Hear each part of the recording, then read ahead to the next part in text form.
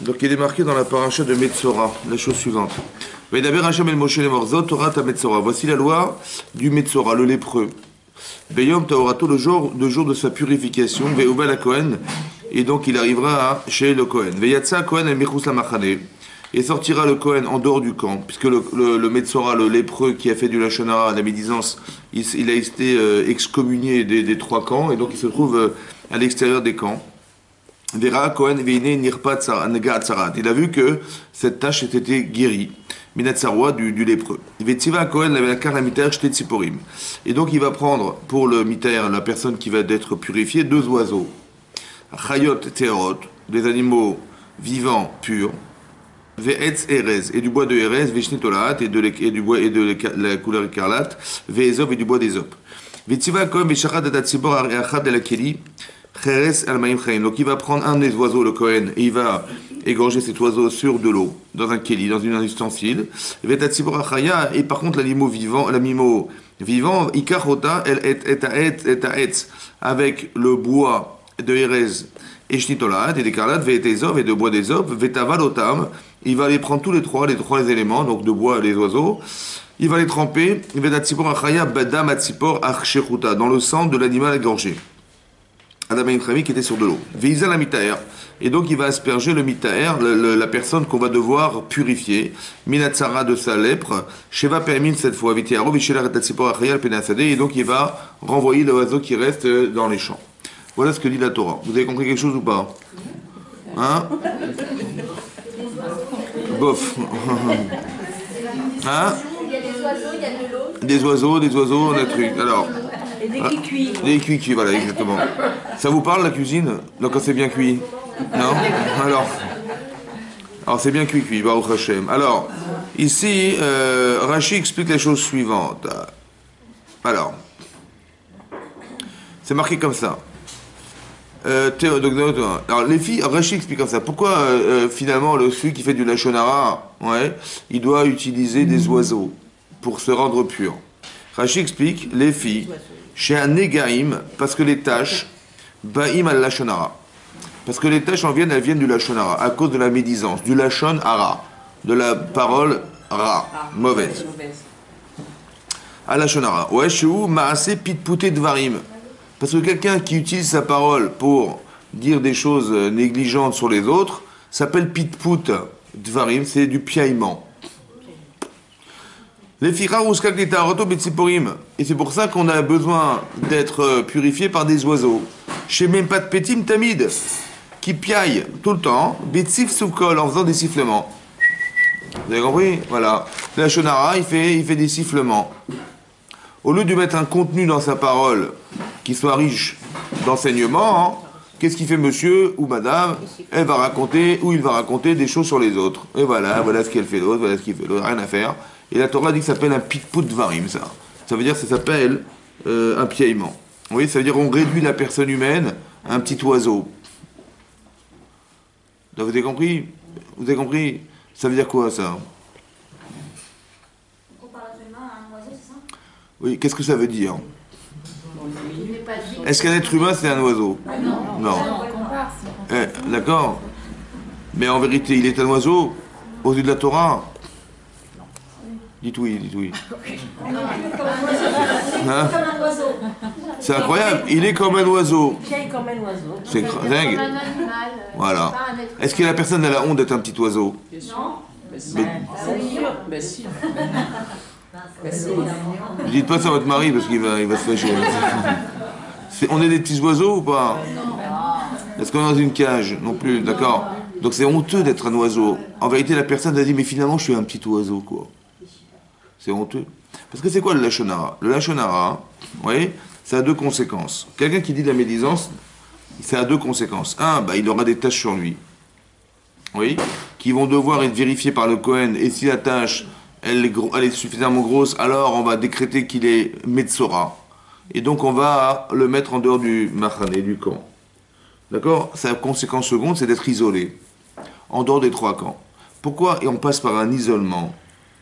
Et pourquoi on passe par des tâches? Alors, je pense que comme ça, quand on fait du Lachon Hara, quand vous écoutez du Lachon Hara, des gens, c'est vrai, Vous avez des amis de folie, des copines depuis l'école maternelle, ça va? Et on vous dit, vous savez, votre copine, qu'est-ce qu'elle m'a fait, celle-là? Ouais. Ah bon, qu'est-ce qu'elle a fait? Ben, elle a fait ça, elle m'a fait ça, elle m'a fait ça. Mais non, il y a 40 ans en arrière d'expérience de camaraderie, et il y a 2 minutes de la shonara. Tout à coup, on devient suspect, elle devient suspecte. Ça veut dire, comment vous la regardez maintenant, cette dame? Hein? Mais vous la voyez avec les 40 ans d'amitié ou les tâches qui sont sur elle dorénavant parce que madame, elle a raconté du lachonara pour votre meilleure copine. Bon, il y a des tâches sur elle. On la voit avec les tâches de ce qu'on a dit sur elle. Et puis, les tâches, qu'est-ce que ça a fait maintenant? Est-ce que vous allez la fréquenter, cette dame? La copine? Ben, on va se méfier d'elle. Donc, elle va être un peu marginalisée. Alors, la Torah préconise la chose suivante. Si je n'ai pas honte de mettre des tâches sur les gens, et si je n'ai pas honte des conséquences qui sont d'isoler les gens, c'est parce que je ne sais pas ce que veut dire être isolé. Je n'ai jamais souffert de la solitude. Je n'ai pas souffert d'avoir des tâches, parce que j'en provoque. Vous comprenez? Alors Hachem, il fait comme ça. Il dit, ben, on va mettre des tâches. Comment tu te sens maintenant? Ben, j'ai honte d'avoir des tâches. Je me cache d'avoir des tâches. Oui? Mais ce que tu te caches d'avoir des tâches, c'est ce que tu as provoqué chez les gens. C'est pas une punition, c'est de l'éducation. Ça veut dire qu'on veut essentiellement, comment vous dire, la Torah veut essentiellement, le message il est fort, ça veut dire qu'on voudrait sensibiliser les gens à ce qu'on a provoqué chez les autres. On a provoqué d'être isolé, alors on va nous isoler. Pourquoi? Parce que quand tu vas souffrir d'être seul, c'est là que tu vas te rendre compte, mais comme c'est dur, mais c'est ce que tu as fait aux autres. Et dès l'instant où la personne, elle ressent ce qu'elle a provoqué chez l'autre, alors elle se prive de le faire, elle se gêne de le faire. Vous comprenez? C'est ça qu'il faut comprendre. C'est pas une punition d'être Metzora. Ça veut dire qu'il faut comprendre que derrière, il y a une forme de message, de leçon à tirer de la vie. Que lorsque Hachem il provoque quelque chose, oui, alors on est forcément touché par cette chose. Et de quelle manière on est touché? Oui. Alors soit on souffre de ce qu'on vit, alors ça nous dérange, soit on comprend derrière que ce qu'on a tiré comme leçon de ce qu'on a vécu, c'est la solution à ce qu'on n'a pas su faire au départ. Vous comprenez? C'est ça l'enseignement qu'on en tire. C'est pas que le Metzora, voilà, les oiseaux, ça lui sert à comprendre que finalement il est un petit oiseau. Et c'est pas pas pour lui faire honte, c'est pour lui dire, mais finalement, qu'est-ce que tu es au fond de toi si la parole qu'on t'a donnée, qui a un pouvoir extraordinaire de communication, tu l'utilises pour faire des pitpout varim. Ça veut dire, tu racontes de ce que tu vois des autres, tu racontes aux gens. Mais j'ai pas besoin de savoir ce que tu me racontes. Ça va? Si tu as des choses à dire, va lui dire à lui. Va lui dire à elle, va lui dire, ah, tu peux pas. Ah, t'as pas le courage, alors tais-toi. Mais quand tu me dis raconte, ah, t'as vu ce qu'elle fait, mais moi je veux bien, mais si c'est vrai ce que tu dis, mais t'as raison, mais va lui dire elle, alors va lui permettre d'être une meilleure femme, va lui permettre de... Ah, t'as pas le courage, ah, c'est difficile, ah, j'ose pas, t'oses pas, c'est facile de raconter, mais c'est difficile d'avoir la force. Mais ce qu'on espérait en vérité, c'est si t'as l'intelligence de voir les défauts chez les autres, alors va avoir la noblesse d'aller la voir et lui expliquer avec tes mots comment tu peux la changer. En vérité, la personne, si on a l'intelligence de voir des nuances, plutôt que de dénigrer la différence, pourquoi on n'essaie pas d'améliorer la différence? Pourquoi on n'essaie pas de gommer la différence? Ah, ça demande des midotes, c'est une question de volonté, ah, c'est une question de savoir dire, ah, c'est une question de savoir mettre des gants, de respecter les autres, ah, c'est dur ça. Mais c'est ça qu'on attendait de toi, que tu progresses dans ta façon de te comporter avec les autres et pas au contraire de raconter à d'autres personnes ce que tu as vu de mal chez les uns. C'est dans quel intérêt? Vous avez compris ce que je veux dire? Ça s'appelle pit-pout varim. C'est comme des oiseaux qui piaillent. C'est-à-dire que leur discours n'a aucun sens et n'a pas de contenu et ne sert à rien. Vous comprenez? C'est ça le Lashon Hara. Mais d'où ça vient cette histoire? D'accord? D'où vient la négligence? Alors, bien sûr qu'il y a du Yetzer Hara dans l'histoire. On a bien compris qu'il y a un problème de Yetzer Hara. Ouais, il y a un problème de midot aussi, parce que manifestement, si la personne, elle n'est pas capable de se rendre compte des souffrances qu'elle organise par le fait de dire du mal des gens, c'est qu'il y a une inconscience. C'est vrai, c'est comme ça, il y a une inconscience de la souffrance organisée chez les autres. On rend victime les autres du langage qu'on a eu vis-à-vis d'elle et vis-à-vis d'autrui, et ça marginalise, ça crée de la solitude, ça fracture le clan d'Israël en fait. Vous comprenez, c'est ça qui est très grave. La Gemara, elle dit dans Makot que quelqu'un qui fait du Lashon Hara, Raouille, chez Yashlichu Oto la Kelev, ça valait la peine de le jeter au chien. Parce que la Torah dit là-bas, ouais, pourquoi? Parce que la Torah dit que dans la Torah c'est marqué que il y a marqué la Kelev Tashlichu Oto, il y a marqué que des animaux qui sont taref, qui sont pas mangeables. Oui, taref, ça veut dire qu'ils ont des maladies, on peut pas les consommer, mais par contre on peut les jeter aux chiens. Oui, on a le droit de les donner à ces chiens, c'est permis. Et la Torah dit juste après, Lotissa Shem Hashav. Lotissa Shem Hashav. Ne porte pas une écoute shave, en vain. Ça veut dire, ou Lotissa ne fait pas, nous ne porte pas, ça veut dire n'écoute pas des paroles vaines. Quelqu'un il va faire la shara, c'est une parole vaine. Alors ne l'écoute pas. Ou Lotassi ne fait pas porter. Toi, ne dis pas des choses vaines. D'accord? Il y a marqué, et donc on a juxtaposé ces versets, parce qu'il y a une logique de proximité, qui fait que quand on fait du Lachon Hara, ça valait la peine de nous jeter aux chiens. Ça veut dire qu'on ne vaut pas la peine de vivre. Comme si c'était pas... Toute la valeur humaine, elle se traduit dans la capacité à pouvoir communiquer par la parole. Mais si on ne sait pas utiliser sa parole juste pour faire du Lachon Hara, à quoi ça sert? Vous comprenez?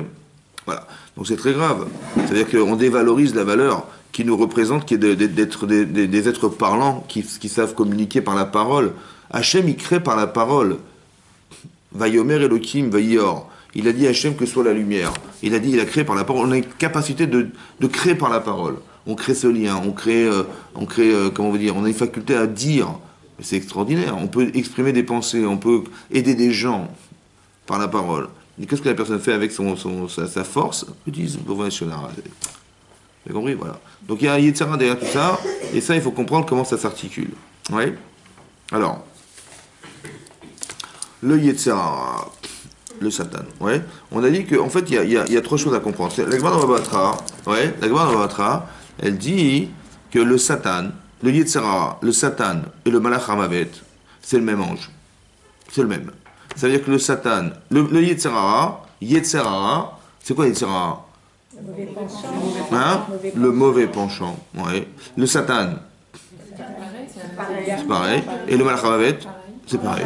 Donc, c'est pareil ou c'est pas pareil? Non, c'est pas pareil. Non, parce que l'ange, c'est l'ange, et le Yetzirara, c'est lui. Ah non, c'est un ange, hein? Non, c'est des anges tous. Non. Ben oui, c'est nous-mêmes. J'ai pas dit, est-ce que c'est le même ange? Non. Côté du mal, on va dire. Est-ce que c'est le même ange? L'Agmara, dans Baba Batra, elle dit que le Satan, le Yetzirara et le Malach Hamavet, c'est le même ange. Le même. C'est pas un même sophite, il y a un même. C'est le même. C'est le même ange. Alors, c'est quoi le Yetzirara? Mais non. Le Yetzirara, alors, si vous vous rappelez, parce que vous avez bien entendu été au séminaire, comme toutes les jeunes filles. Non, je rigole. Non, mais c'est bien. C'est pour ça qu'on est là pour apprendre. Alors, c'est vrai. Donc, on rattrape le temps perdu. Hein, on est là pour ça, Baruch Hashem. Alors, je vais vous lire un texte dans la Torah, parce qu'un jour, on Torah. Alors, regardez, c'est marqué comme ça. Dans la paracha de Bereshit, c'est marqué la chose suivante. Où est-ce qu'elle est marquée dans la paracha de Bereshit? Alors, c'est marqué comme ça. Alors, il faut juste que je retrouve, c'est pas évident, hein, c'est pas évident du tout. Donc c'est marqué comme ça. Que avant qu'ils aient fauté, voilà, c'est marqué Vayushneem Arumim. On dit que Adam et Chava étaient Arumim nus. Adam et Ishto. Velo Itboshashou. Ils n'avaient pas honte. Alors, Rashi explique, voilà. Rashi explique, c'est quoi pourquoi ils n'avaient pas honte. Rashi, là, comme ça, il dit, passe au café. Il dit, Lo Itboshashou. Shelo Ayu Yod'im Derer Sniout. Adam et Chava ne connaissaient pas la pudeur. L'afrin ben tov lara. Pour distinguer le bien du mal. Va falpi shenitnabo dea likrod lo shemot. Bien qu'ils ont eu l'intelligence de nommer les animaux, ça veut dire l'intelligence, ça veut dire de comprendre l'essence de l'animal et de lui donner un nom en fonction de l'essence de l'animal. C'est une intelligence exceptionnelle. Donc ils étaient intelligents. Et ils n'ont pas eu honte. Il dit Rashi pourquoi? Ouais, ils n'avaient pas honte. Comme, voilà. Ah, c'est vrai. Il n'y avait personne, donc ils n'avaient pas honte, c'est vrai. Mais non. À part ça, ça va? Alors, allez comme ça. Afalpi shinitnabo dea.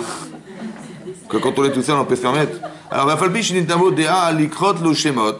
Lo natan bo yetzerara. Vous avez vu ce qui est marqué dans Rashi? Il n'y avait pas de yetzerara. Ad?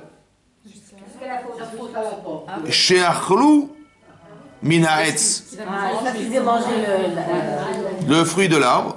Venichnas bo yetzer hara. Nichnas bo. Nichnas. En lui le yetzer hara. Veyodea ma ben tov lara. Et là, il a su le bien et le mal. Et après, ils ont eu honte. Et après, ils ont eu honte. Chazak ou baloch. Vous savez quoi, nichnas bo? Mais qui est rentré? Qui? Cet ange, il est rentré en eux. Avant, il était à l'extérieur. Et là, il est rentré en eux. Ça va? Il existait avant l'ange de la mort? Comment? Il existait déjà l'ange de la mort? Cet ange existait. Eh oui, alors que- Maintenant, il est devenu mort. Il est devenu l'ange de la mort. Pourquoi? Il n'y avait pas de mort. Non. Pourquoi? Parce que si on faute, on devient mortel. Ça va? Donc l'ange qui en vérité attire l'homme vers la faute. Après, il est pénétré, d'après la Torah ici, il est pénétré du désir de fauter. C'est-à-dire du désir, pas de fauter en vérité. De désir de quoi? Désir, il a consommé le fruit de l'arbre qui était... Oh mais quel arbre? Etz Hadat, Tov Vara. Ça veut dire quoi Tov Vara? La connaissance, c'est du bien et du mal. Avant, qu'est-ce qu'il y a? Avant ils n'avaient pas honte. Pourquoi ils n'avaient pas Vous honte? connaissez que le bien. Pourquoi ils n'avaient pas honte? Il n'y avait pas connaissance du bien. Ils n'avaient pas la connaissance? Mais ils avaient la connaissance. Vous n'avez pas de Non, ils n'avaient pas... Mais ils n'avaient pas quoi? Ils n'avaient pas quoi? Connaissance du mal. Vous connaissez que le bien. Ils connaissaient quoi? Que le bien. Et comme ça veut dire comme ça. Avant qu'il y ait la connotation du bon et du mauvais, il y avait quoi? Non. Il y avait intellectuellement le savoir. Il y avait le émet et il y avait le sheker. Il y avait la vérité et il y avait le mensonge. C'est faux et c'est vrai. Mais après, il y a une autre connotation qui s'introduit, c'est le bon et le mauvais. Est-ce que vous savez faire la différence entre le bien et le mal, et le vrai et le faux? Vous avez compris? Intellectuellement, c'est vrai et c'est faux. Émotionnellement, c'est bon et c'est mauvais. Le bon et le mauvais n'existaient pas. Mais il s'est introduit dès l'instant où on a fauté, on a mangé du Etz Hadat. Tov Vara. Il y a marqué dans Rashi, le Yetzer Hara, il est rentré en l'homme. Maintenant, on ne raisonne plus de la même manière. On a honte d'être nu, on se cache, parce qu'on ne veut pas avoir ce regard, ni d'être vu, ni de voir. Alors c'est ça la tsniout, on se protège de ça. D'accord? De ce regard. Mais pourquoi? Parce que derrière, il y a une connotation mauvaise. Mais c'est très intéressant, attention. Donc c'est quoi le Yetzer Hara finalement? Comment ça se comprend? Le Yetzer Hara c'est quoi? C'est le désir. Attention. Du Tov et du Ra. Vous savez quoi le désir du Tov et du Ra? Du bon et du mauvais. Donc quand vous voulez faire une mitzvah, c'est Tov ou pas? Ça vient de qui? Du Yetzer Hara. Du Yetzer. Et de Ra, c'est aussi une volonté, c'est aussi un désir. Ça vient du Yetzer Hara. Et oui, c'est-à-dire que Nir Nasbo. Avant, est-ce qu'on avait envie? Non. Non. On n'avait pas envie. Très intéressant. C'est-à-dire que le désir, il vient du Yetzer. Quand quelqu'un a fauté, Chazvé Shalom, qu'est-ce qui se passe? Là-haut, le Satan, il intervient. Là, le Yetzer Hara, il est en l'homme, il est en la personne. Donc il attise la personne, il donne envie de faire. Mais il donne envie à partir de quoi, à votre avis?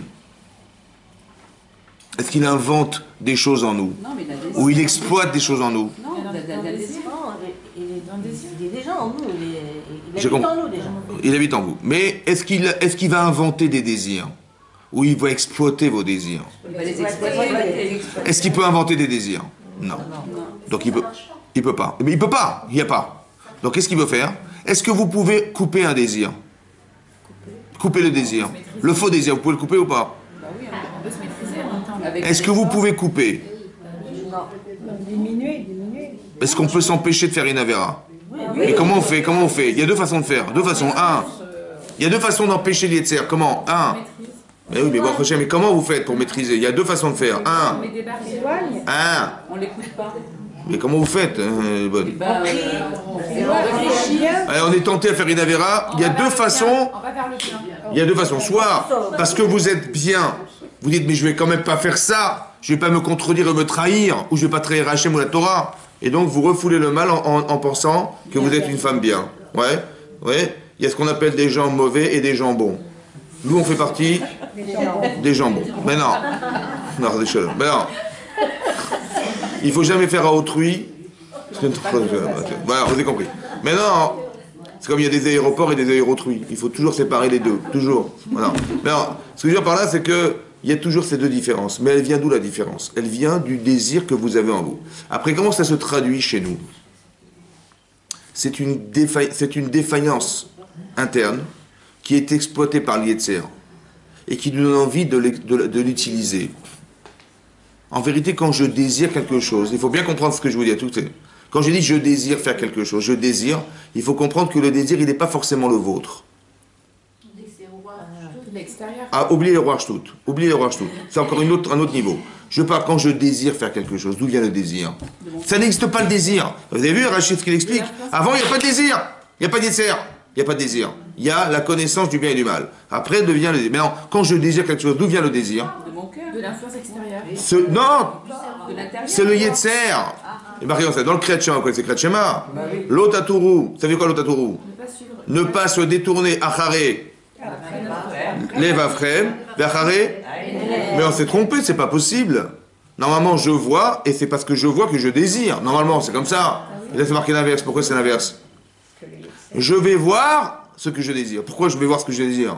Parce que l'Yetzer Hara, il est là. Donc le travail, il est à faire sur mes yeux à l'extérieur ou il est à faire sur mon cœur à l'intérieur? Sur mon cœur à l'intérieur. Parce que je vais fermer les yeux toute la journée. Mais après, en vérité, comment c'est dedans? Ça bouille. Ça bouillonne, ça bouillonne. Vous savez, ça boue. Jusqu'à ah, oh, c'est bon, ça suffit, il y en a marre. Mais pourquoi il y en a marre? Parce que moi, je croyais que le problème était dehors. Donc je dis, bah, quand j'évite le problème, dehors, comme ça, je suis tranquille. Mais c'est fou. Parce que l'Yetzer Hara, il est à l'intérieur de soi. D'accord? Donc il faut travailler sur cette volonté, ce désir, en fait. C'est ça qu'il faut comprendre. Mais, hein? C'est pour ça qu'on est mis au cours aujourd'hui. Je ne sais pas comment on fait. Hein? En changeant notre pensée. Et comment vous faites? C'est ça le problème. Alors attention. Oui, vous n'avez pas tort, vous n'avez pas tort. Mais juste qu'on va essayer de comprendre. Parce qu'attention, il y a quelqu'un d'autre en vous. C'est très important de comprendre. Moi, je crois que c'est moi qui ai décidé, c'est moi qui ai voulu, c'est moi qui ai machin. En vérité, non, c'est moi qui ai accepté de vouloir. C'est pas pareil. Pas pareil. Ben non, c'est vrai. C'est pas pareil. C'est pas vous qui avez envie. C'est qu'on vous donne envie. Après, c'est vous qui décidez d'assouvir ce besoin. Mais c'est un désir que vous avez accepté. C'est pas pareil. Moi, je crois que c'était moi qui pensais, c'est moi qui désirais, c'est pas pareil. On vous propose. Après, vous dites oui ou non. C'est vous qui décidez. Mais après. Maintenant, vous avez compris, ça c'est le Yetzer Hara. Le Yetzer Hara. Après, il y a ce qu'on appelle le Satan. C'est quoi le Satan? C'est pareil. Non. Non, lui, il juge ça. Frezak ou Balour. Où est-ce que c'est marqué qu'il juge? Vous ne vous rappelez pas? Alors, au séminaire, on nous a dit comme ça. Alors, non, mais moi, je me réfère que de la Torah, je ne connais pas les autres. Ouais, mais qui pour, c'est qui fait pour? Qui est pour? Hein, c'est ça le problème. Alors, écoutez bien. Est-ce qu'on est contre ou on est pour? Alors, qui est pour? Alors, c'est marqué comme ça. Je vous lis la Torah. C'est marqué dans la paracha de Vayera. C'est marqué Achara Devarim Haele. Après ces paroles, Elokim Nissa et Avram. Elokim Nissa et Avram. Elokim Dieu a éprouvé Avram en lui proposant d'aller sacrifier Yitzhak. Achara Devarim Haele, après ces paroles. Après les paroles, alors Hachem il va éprouver Avram. Quelle parole? De quoi les paroles? Du Satan qui est. Chazak ou Baruch. Alors Yesh Merabotenu Omrim. Il y a parmi nos maîtres qui ont dit Rashi, Achar Devarav Shel Satan. Vous avez vu, il y a l'Yetzer Hara, et là, tout à coup, il y a un autre personnage, le Satan. Et là, le Satan, il est Mekatreg. Il a condamné, il a accusé Abraham. Veomer, Mikol Seuda Sheasa Abraham, lo ikrif alecha par lechad ailechad. Il dit, Abraham, il a fait des grands michtés, il a fait des festins lorsqu'il a sevré Yitzhak, il avait 2 ans. Il a fait un michté gadol, un grand festin. Mais est-ce qu'il t'a amené un korban personnellement pour te remercier? Non. Ça va? Donc l'accusateur, c'est qui? Satan. Donc vous avez vu? Le Yetzer Hara, il donne envie. Et le Satan, quand on a fait la vera, il vient, il nous accuse. Là-haut. Qu'est-ce qu'a fait Hachem? Il a dit, hein? Il avait pourquoi faire?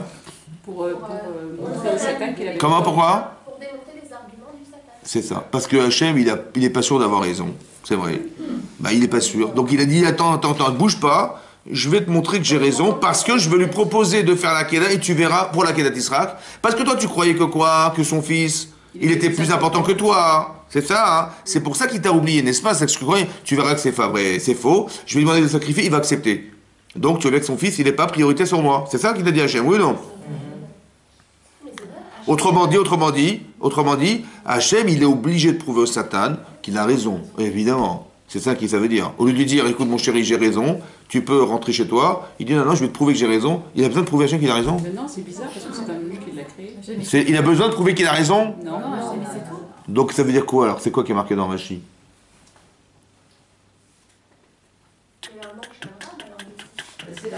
Il veut pas lui prouver qu'il a raison, il veut le faire cher.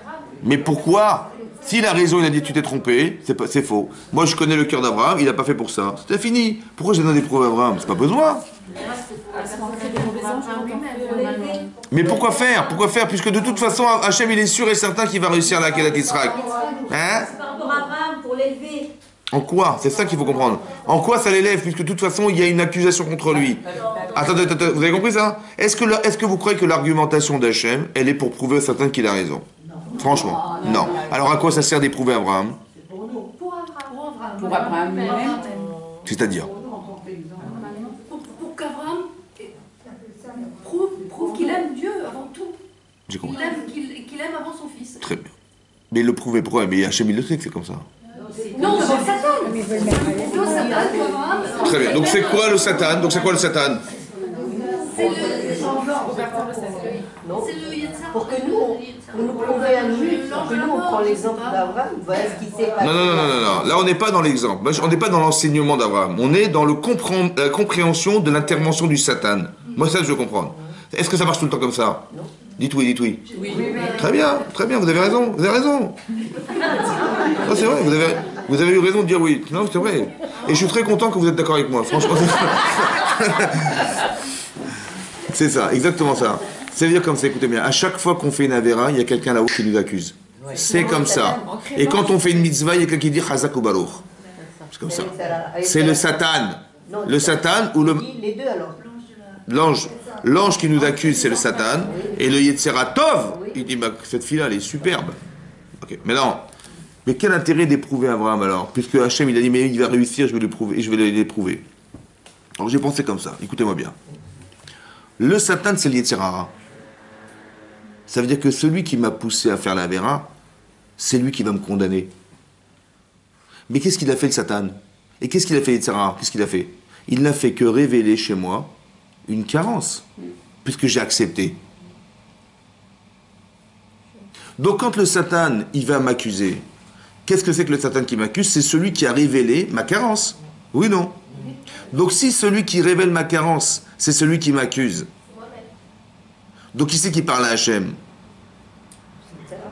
Écoutez-moi bien. Si le Satan n'est que l'accusateur de celui qui était le provocateur, qui est le Yetzirah. Mais le Yetzirah, il ne peut pas aller trouver en vous ce qui n'existe pas chez vous. Donc qui c'est qui parle à Hachem? C'est Abraham Avinu. C'est la carence d'Abraham qui l'a poussé à faire la Vera, et c'est la carence d'Abraham qui a poussé le Satan à l'accuser. Donc qui c'est qui parle à Hachem? C'est Abraham. Est-ce que vous comprenez ce que je vous dis? C'est Abraham Avinu qui dit à Hachem, éprouve-moi pour me débarrasser de mon problème. Ah ouais, c'est autre chose, hein. Donc Hachem est obligé d'éprouver? Donc écoutez-moi bien, ça c'est vrai, pas seulement pour Abraham Avinu, c'est vrai pour tout le monde. Donc ce qui nous arrive, qui c'est qui l'a demandé? Chazak ou Baruch. Attendez, hein? C'est trop dur? Qu'est-ce qui est dur? C'est quoi qui est dur? Hein? Attendez, je vous explique une chose. Attendez, Kader. Ce qui va nous arriver, ce qui arrive à Abraham, c'est une solution ou c'est un problème? Ah, attendez, doucement, chouya. Moi j'aime bien chouya. Attendez avant que je m'énerve. Chouya. Vous avez compris le raisonnement ou pas? Le Yetzirah, le Satan et le Mamar, c'est le même ange. Ça veut dire quoi? Il y a un ange en moi qui est en moi, on l'a vu dans Rashi. Il est Nirknas, il est rentré. Maintenant il est là, il est bougeant. Dès qu'on est. À partir de quand il rentre le Yetzirah dans le ventre de. Non, à partir de quand il rentre le Yetzirah? À partir de quand? Hein? On va dire comme ça. Il y a une Gemara. Il y a une Gemara dans Sanhedrin, Daf, Tzadik Aleph, Amoud Bet. Là-bas, c'est marqué comme ça, l'Agma dit comme ça, que Antonin, il était l'ami de Rabbi Yehuda Anassi. Rabbi Yehuda Anassi, qui était l'élève de 3 et 4. Qui était l'élève de Chazak ou Balour. L'élève de Rabbi Meir, d'accord. Rabbi Yehuda Hanassi, il a écrit les Mishnayot. Maintenant, il avait un ami qui était Antonin. Et Antonin, il a demandé à Rabbi, dites-moi, il a posé 2 questions. Une question, il a dit, dites-moi, à partir de quand la Neshama, elle rentre dans l'être humain? Et dites-moi, à partir de quand le Yetzer Hara, il rentre dans l'être humain? Alors Rabbi Yehuda Hanassi, il a dit, la Neshama, elle rentre à partir de la naissance. Oui? Et il a dit, mais c'est pas possible. Parce qu'une viande, combien elle peut résister à la pourriture? 3 jours. Sinon, il faut la saler pour qu'elle résiste. On voit que quoi? Pourquoi elle ne résiste pas? Parce qu'il n'y a pas de neshama. Comment voudriez-vous qu'un embryon il va rester 9 mois dans le ventre de sa mère s'il n'y a pas de neshama? Il va pourrir. Et il a dit, tu as raison. Donc il a dit, en vérité, la neshama, elle vient à partir de la conception de l'enfant. Wahlas. Ça, c'est la neshama. Dès l'instant où l'ovule et l'épernuis se touchent, neshama arrive. Sinon, le bébé, il ne peut pas vivre. Ça, c'est une chose. Ok, donc il a répondu, il a raison. Donc Rabbi Yehuda Hanassi, il a dit, t'as raison, je me suis trompé, c'est au moment de la conception. Alors qu'il croyait que c'était au moment de la naissance. Il a dit, et le Yetzer Hara alors? Il dit, là, au niveau de la conception. Le Yetzer Hara, il rentre dans le ventre de sa mère. Non, à 13 ans. Alors, le Yetzer Hara. Alors il a dit, au niveau de la conception. Il dit, mais c'est pas possible. Parce que s'il était là, le Yetzer Hara, au niveau de la conception, l'enfant, le bébé, il serait Boret Bemeimo. Il donnerait un coup de pied dans le ventre de sa mère. Et donc il donnerait des coups de pied dans le ventre de sa mère. Et il dit donc c'est pas possible. Donc l'objet que de dire qu'il est arrivé à la naissance de l'enfant. Le Yetzer Hara, il rentre au moment de la naissance. Et Rabbi Yehuda dit, t'as raison. Et j'ai trouvé une épreuve dans la Torah. C'est marqué quand Caïn, il a voulu tuer son frère, vous vous rappelez? Qu'est-ce qu'il lui a dit Hachem? A dit attention, la pétach, khatat, rovetz. La pétach, à la porte, khatat. La faute, rovetz, c'est le tapis. C'est quoi la porte? C'est la sortie du bébé. Comme il a dit, c'est une allusion dans la Torah pour dire que c'est que quand il sortira que khatat. La faute, elle peut se faire, donc... Dites-moi, le Yetzer Hara, il rentre quand alors? Mais pas la conception, c'est vrai? Pourquoi pas la conception? Parce qu'il y a le Neshama. Parce qu'il est sous la Torah dans le ventre de sa mère. Mais pourquoi il n'y a pas de Yetzer Hara à ce moment-là? Parce qu'il a dit, parce que sinon, il va donner des coups de pied dans le ventre de sa mère. Attendez. Dis-moi, quel... Attendez, avant que je m'énerve. Comme ça. Il va donner des coups de pied dans le ventre de sa mère, ça veut dire quoi? Il va refouler le Yetzer Hara Tov. Mais dites-moi, le Yetzer Hara, quelle expérience il a dans le ventre de la mère de cette femme, dans le ventre de sa mère, pour pouvoir refouler le Tov? Nous, on a une expérience négative. Alors, il se nourrit de ça pour, Hazé Shalom, vous faire des avérotes. Mais dans le ventre de sa mère, il a quel avéra? Est-ce que sa mère elle fait peut-être? Non, qu'est-ce qu'il a pu faire pour donner un coup de pied dans le ventre de sa mère? Si le Yetzer Hara, il était dans le ventre de sa mère, il aurait donné un coup de pied. Quel coup de pied? Il n'y a pas d'expérience qui va animer chez lui le désir de faire une avéra. Hachem lui donne une connaissance. Qu'est-ce qu'on apprend de là? On apprend que le Yetzer Hara, attention, c'est un désir de rébellion. On a en nous quelque chose qui a un désir de se rebeller. Mais c'est quelle rébellion? Si vous imaginez que si on avait vu le Yetzer Hara Tov en face de soi, on se serait rebellé contre lui. Mais c'est quoi la rébellion? Une rébellion spirituelle. Oui, mais c'est quoi la rébellion? Quand un adolescent dit « Maman, laisse-moi tranquille !» Je dis « Comment tu me parles ?» Oui, mais d'où vient ce désir de rébellion? C'est le désir de liberté, chazak ou baruch, d'indépendance. Ça veut dire que le Yetzer Hara, il nous donne le droit d'indépendance. Mais comment se traite l'indépendance? C'est vous qui gérez. Dans votre cerveau, qu'est-ce que veut dire être indépendante? Vous avez compris? Mais ça veut dire que le désir d'indépendance, c'est ça qui a dit, mais si c'était en il aurait donné un coup de pied dedans. Pourquoi? Parce que le Yetzer Hara, il veut qu'on soit indépendant. On a besoin de personne d'autre que de soi-même. Vous avez compris? Celui qui fait de la Shonara, qu'est-ce qu'il fait en fait? Il est indépendant. Il se permet de faire que les autres, vous avez compris? Mais ça, c'est un défaut. C'est le défaut de l'indépendance. C'est le défaut du désir d'indépendance. Le bébé, c'est l'être le plus dépendant qui soit. Le bébé, il a besoin de sa mère pour se nourrir. Encore une fois, s'il y avait le Yetzer Hara dans le ventre de sa mère, il n'y a pas. Mais s'il y avait, dit Rabbi Antolinos, il aurait mis un coup de pied dans le ventre de sa mère. Ça veut dire quoi? Ça veut dire qu'il aurait refoulé ce qu'on lui envoie comme message. Comme si je ne dépendais de rien d'autre que de moi-même. C'est ce que vous avez dit, la chéroute, la liberté. Mais ça veut dire ce désir de liberté de choix, Le désir de liberté de choix. Quand vous décidez de faire une mitzvah, vous êtes libre, ça vient du Yetzer. Ça vient de quoi? Du fait qu'on ait mangé du Etz Hadaat. Que là, il nous est rentré en nous le désir de faire la mitzvah et de faire la vera. Le désir. Donc qu'est-ce qui va se passer maintenant? Si le désir, c'est l'Yetzer, qu'est-ce qu'il faut faire maintenant? Hein? Est-ce qu'il faut réaliser intellectuellement son désir? Pas forcément. Parce que quand c'est bien, mais quand c'est mauvais, c'est grave. Alors qu'est-ce qu'il faut faire? Hein? Est-ce qu'il faut réaliser intellectuellement son désir? Ou il faut réfléchir à l'intérêt du désir? Est-ce que j'ai le droit d'analyser mes désirs? Plutôt que de réfléchir, par exemple, vous avez envie de partir en vacances. Alors vous dites, bah tiens, on va partir en vacances, mais où? Alors on va réfléchir où est-ce qu'on va aller. Si on a trouvé, on va acheter les billets, combien ça coûte, et les valises, et les dada, et les enfants, où est-ce qu'on va les mettre, où est-ce qu'on va s'installer. On réfléchit. Donc on réfléchit comment organiser son désir. C'est vrai ou pas? Mais attendez, où est-ce que vous partez? C'est cachère? C'est pas cachère? C'est baba? Est-ce que j'ai le droit d'analyser mon désir? Donc mon cerveau, il sert pas simplement à réaliser mon désir, mais il sert aussi à analyser le désir. Ça veut dire que quand j'ai un Yetzer Hara, j'ai le Yetzer Hara, j'analyse, est-ce qu'il est bon ce désir que le Yetzer Hara me propose ou pas? Vous avez compris ou pas?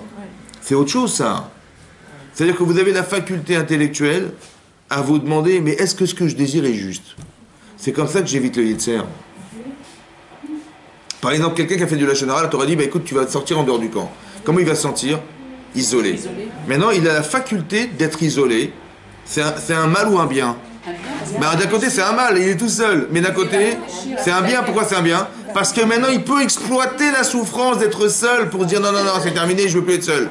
Et je ne veux pas provoquer non plus la solitude des autres. Il va exploiter chez lui. Vous avez compris ce que je veux dire? C'est-à-dire qu'il va intellectualiser ce qu'il va vivre.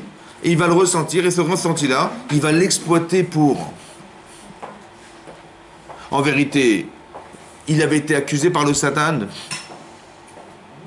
Quand il a fait la Lachon Hara, le Satan dit, ah monsieur fait la Lachon Hara, qu'est-ce qu'il fait Hachem? Il dit, c'est quoi la solution? On te prend, on te met dehors. Mais en vérité, qui c'est qui aurait voulu être dehors? C'est lui-même, parce qu'il a dit, mais je n'ai pas envie de vivre avec une chose pareille, une carence pareille, vous comprenez ou pas? Donc celui qui est provocateur, en vérité, c'est nous-mêmes, tout ça c'est nous-mêmes. Et par Chesed Hachem, il a gré notre prière, en vérité. C'est quoi la prière? Je vous explique un truc, ça reste entre nous, hein. Ça reste entre nous. Attendez, je vous ai entendu. Toute la journée, on fait des choses dans la vie, ça va? On fait des choses bien, on fait des choses moins bien. Et le soir, on ronfle, on dort. Mais qu'est-ce qui se passe? Où elle va, la Neshama? Elle remonte. Et qu'est-ce qu'elle dit à Hachem? Il dit, je t'en prie, voilà, j'ai fait des erreurs aujourd'hui, je t'en prie, éprouve-moi pour que j'arrive à éliminer ça. Mais ce que vous pensez n'est pas conscient. Mais c'est ce qui a marqué dans Rashi, le Satan. Vous comprenez ce que ça veut dire ou pas? Ça, qu'est-ce qui va m'arriver demain? Baruch Hashem, que ça va m'aider. Pour ça que je vous ai toujours dit dans les cours, arrêtez de voir ce que vous vivez. Essayez de comprendre que ça change chez vous. Ça va? Le type, on l'a bien en dehors du camp, c'est pas agréable, mais ça l'a changé. Qu'est-ce que ça a changé? Ça a changé de comprendre qu'est-ce que ça veut dire d'être seul. Et aussi de savoir que quand on a des tâches sur soi, on a honte d'avoir des tâches. Mais c'est ce que tu as mis sur les gens. Maintenant que tu en as honte, comment tu peux provoquer chez les uns ce que tu ne supportes pas toi-même? Ça veut dire que c'est réparateur, vous comprenez ou pas? C'est ça qu'il faut réfléchir dorénavant. Que ce qui m'arrive est une solution à mon problème, mais pas un problème en soi. Tu dis, mais j'aurais préféré être dans le camp que d'être en dehors du camp. J'aurais préféré être comme tout le monde et pas avoir de tâches. Arrête de te plaindre de ce qui t'arrive. Essaie de comprendre ce qui t'arrive. Est-ce que Dieu existe? Donc il n'a pas fait ça pour rien. Vous avez compris ou pas? Le Metzora, c'est un chesed qu'on lui a fait d'être en dehors du camp. C'est une bonté divine que de lui avoir fait des tâches sur lui. Pourquoi? Il dit, écoutez, mais oui, Dieu l'a puni. Mais non, il n'a pas puni. C'est pas punition, ça. C'est un révélateur de défaillance. Mais la solution à la défaillance, c'est ce qu'il a reçu. C'est pas un problème, vous avez compris? C'est pas qu'on l'a puni, ah t'as fait ça, on te fait ça. Non. C'est que manifestement, ce que tu n'as pas ressenti au départ, pour que tu sois construit dans ta vie et le ressentir, pour ne plus refaire la même erreur, pour te construire, on t'a fait ressentir.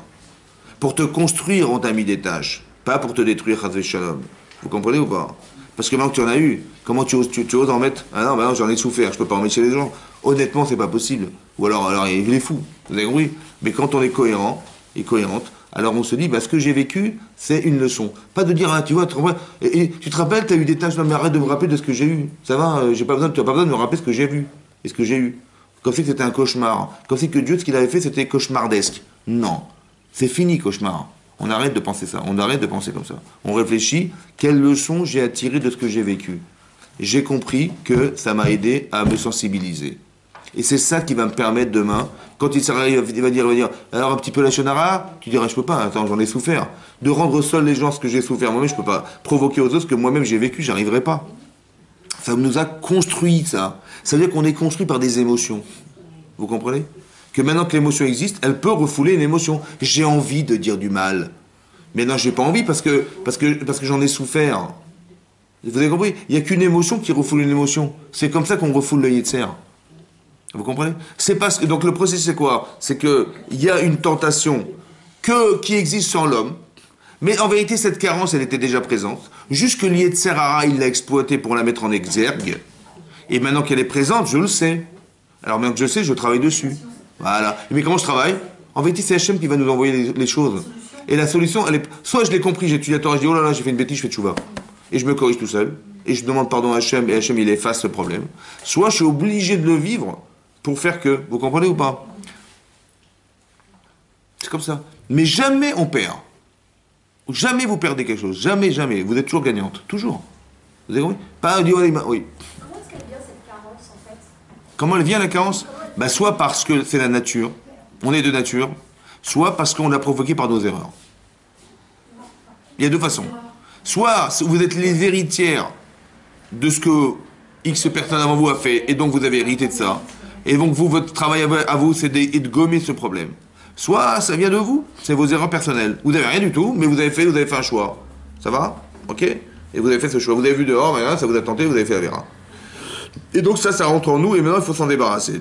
Donc ça, soit ça vient d'héritage, c'est un héritage, ça veut dire que c'est ancestral à vous-même, ouais. Soit c'est quelque chose qui vient de vos choix personnels. Vous avez compris ça? On peut aussi laisser à nos enfants, aux petits-enfants, Ça c'est sûr, mais c'est pour ça qu'il faut les gommer. Parce que la teshuva, c'est pas personnel seulement. Vous avez compris ça?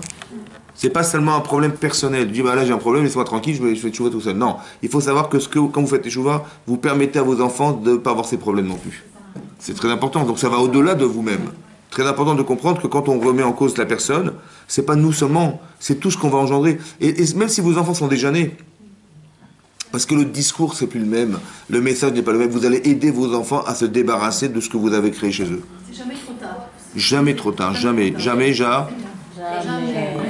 Jamais. Mais est-ce que cette réparation, Oui. cette prise de conscience, Oui. on va dire, Oui. ne peut pas se faire de façon plus positive? Oui, c'est ce que j'ai expliqué. Soit on a étudié la Torah, vous avez compris ça? On n'a pas besoin de vous éprouver puisque vous l'avez comprise.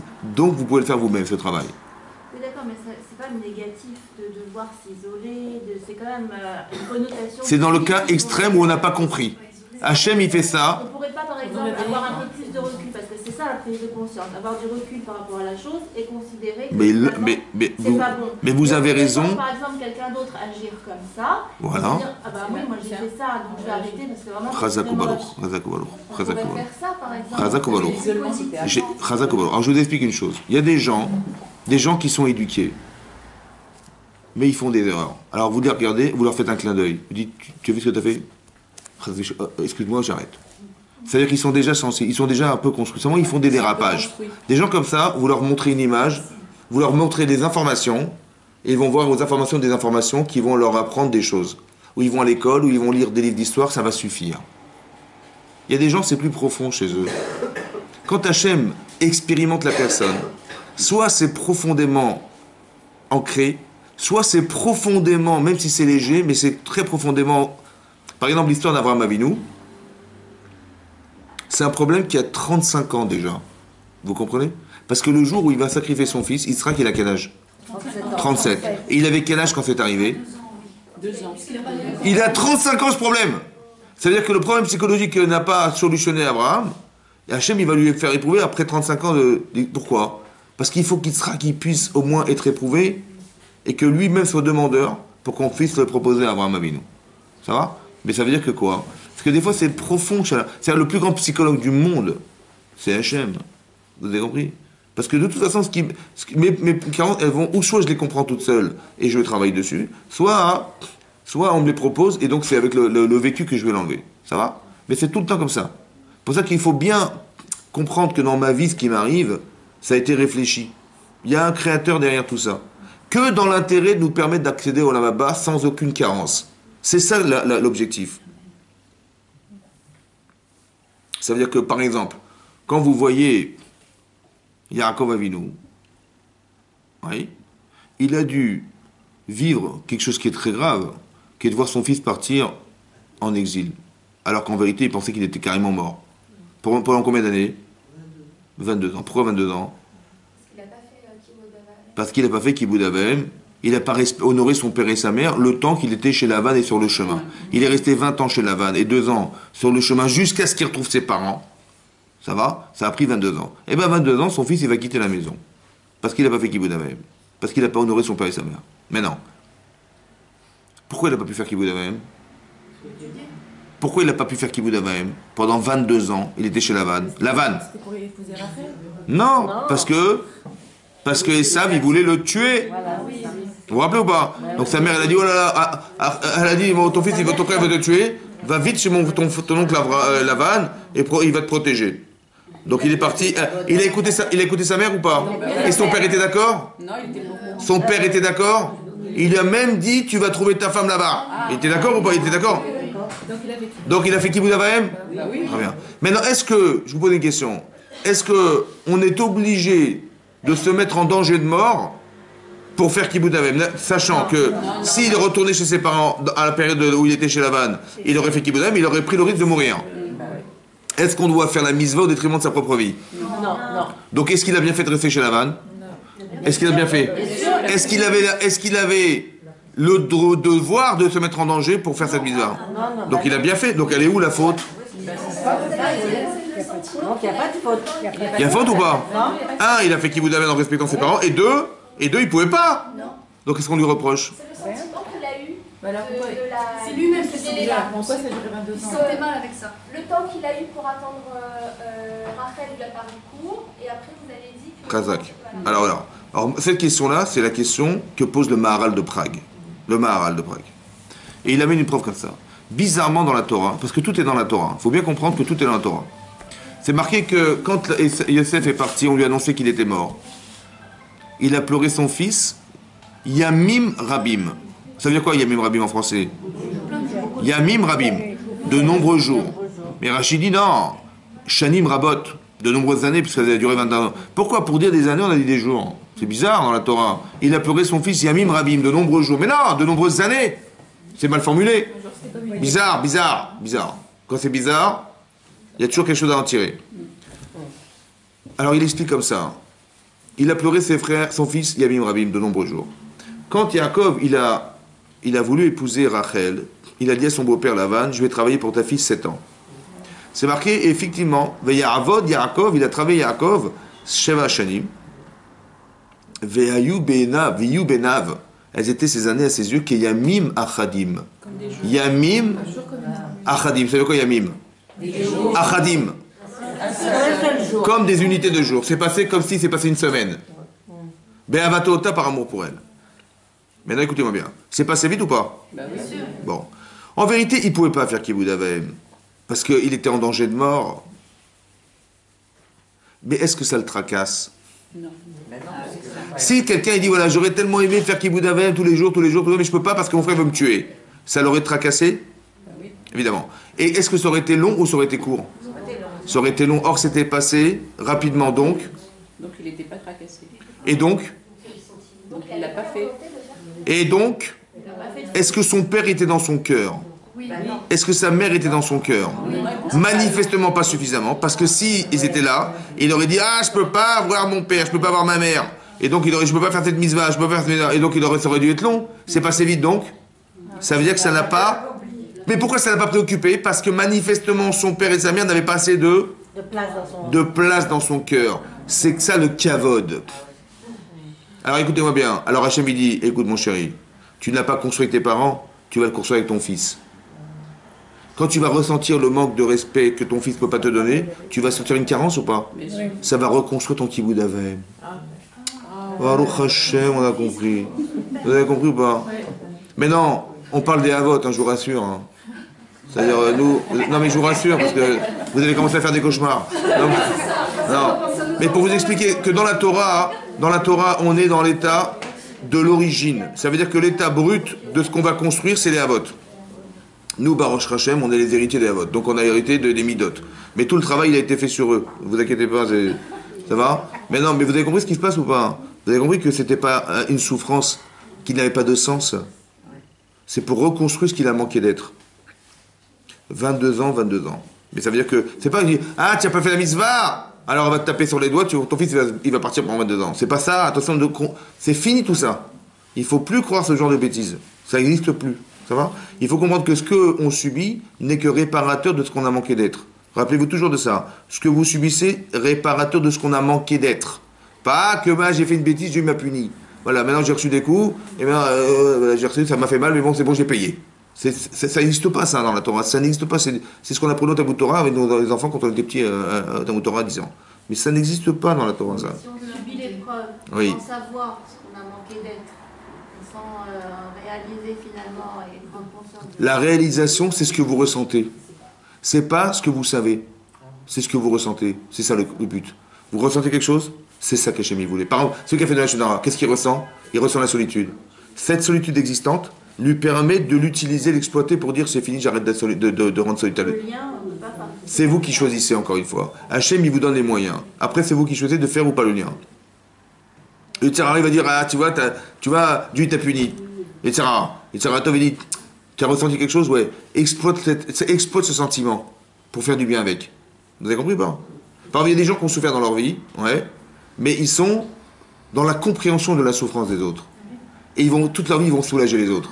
Ils ont compris à quoi ça a servi. Alors toi, tu dis, j'ai souffert, et pas l'autre, bah, tiens, je suis jaloux, et je suis là, et voilà. C'est comme Caïn et Abel. Hachem, il accorde le korban, il accepte le korban de son frère, et lui, ça lui fait la honte de sa vie, il va vouloir tuer son frère pour ne plus avoir honte. La solution, c'est de tuer l'autre pour ne plus avoir honte, puisque Hachem, il ne pourra plus choisir, il n'y en a plus. Vous avez compris, hein? Mais c'est pas ça qu'on nous voulait. C'est que tu dis, mais pourquoi Hachem, il a accepté le sien et pas le mien? Mais qu'est-ce qu'il a pu faire mon frère pour qu'Hachem il accepte mon frère et pas le mien? Alors je vais aller voir. Ah, il n'a pas le même korban que moi. Ah ouais, d'accord. Excuse-moi Hachem, pardonne-moi, je me suis trompé. Tirer des leçons de ce qu'on vit et pas s'enterrer avec ce qu'on a vécu. Vous avez compris? C'est ça la bêtise. Ouais. En fait, qu'est-ce qu'on fait des dommages collatéraux d'une épreuve? Par exemple, par rapport à Abraham, lui, il avait un manque, il avait une carence à... Ouais. Voilà.